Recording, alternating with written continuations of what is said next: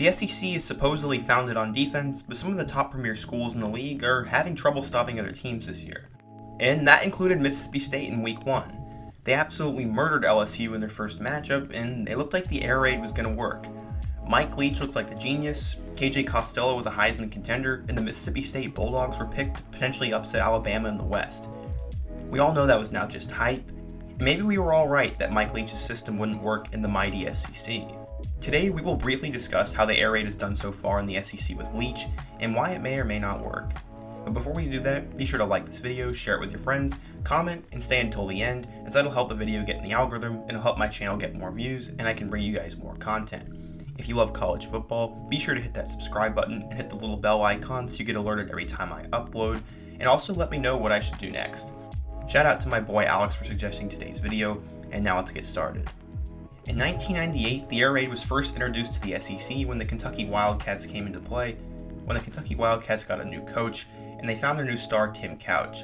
They led the league in passing, and it looked like maybe it was going to work, but it was seen as taboo for SEC football purists, and no other school really wanted to touch it. In 2017, Mike Leach had this to say: "This is a great time to be in the SEC. Everybody's got the same offense, run right, run left, play action," and they tease themselves and say they threw it 4 more times a game this year than we did last year. Mike Leach is one of the craziest coaches out there, and one of the best personalities in the sport, and he always has something funny to say. Leach went on to become the head coach at Texas Tech back in the day, and he did really well there. He then took the head coaching job at Washington State and made them good. So when Mississippi State came calling at the end of the season, and he had an opportunity to join the SEC, Leach couldn't sign up quicker. 2020 brought a great college football experiment, the collision of college football's traditionalist league with one of the sport's most radical outsiders. I don't think Leach was very welcome to most people. If you look at schools that kind of had an air raid style offense, you had Kevin Sumlin at Texas A&M, Hugh Freeze aired the ball out more than any other team in the SEC at Ole Miss, and LSU had a super high octane offense behind Joe Burrow in 2019, but no one came close to how much Leach passed the ball. He literally passes the ball near 70% of the plays. Leach has the league's most diverse passing attack, and skeptics have often wondered how it would work at the highest level of college football. Nobody heard the skepticism louder than Leach going into this year, who mocked SEC offenses for positioning players so close that, quote, one hand grenade could kill everybody. Leach's first Mississippi State team was not expected to be good at all. There wasn't a ton of talent, and KJ Costello was a mixed bag from Stanford. Media members actually picked the Bulldogs to tie for 5th in the West,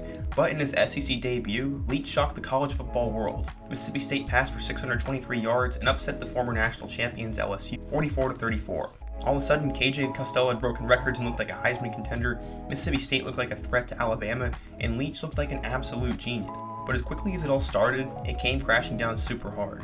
Leach had this to say: "Everybody says you can't do it in this league or in that league, but how?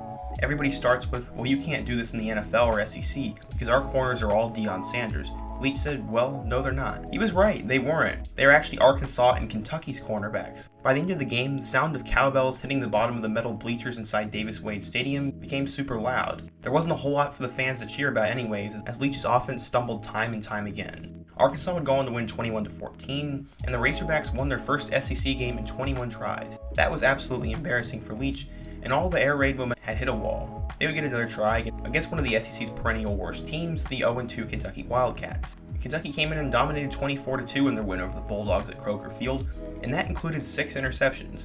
Costello threw 4 and got benched, and then the backup came in and threw 2 more. The air raid offense threw 4 more picks than the amount of points they had, and the team is now 1-2. All the hype in the world surrounded Mississippi State and Leach for a little while, but now everything is falling apart and coming back to earth. The LSU defense under Bo Pelini looks like it's the worst in the SEC right now, and maybe the air raid system just isn't meant for the SEC. We'll just have to wait and see, but I know Mike Leach will have a few more tricks up his sleeve. Thank you guys for watching today's video. It was something new and fun, and if you enjoyed it, consider giving it a like, commenting your thoughts, suggest what I should do next, and share this video with your friend. Be sure to subscribe if you're new, and turn on post notifications so you never miss another upload. Until next time though, peace.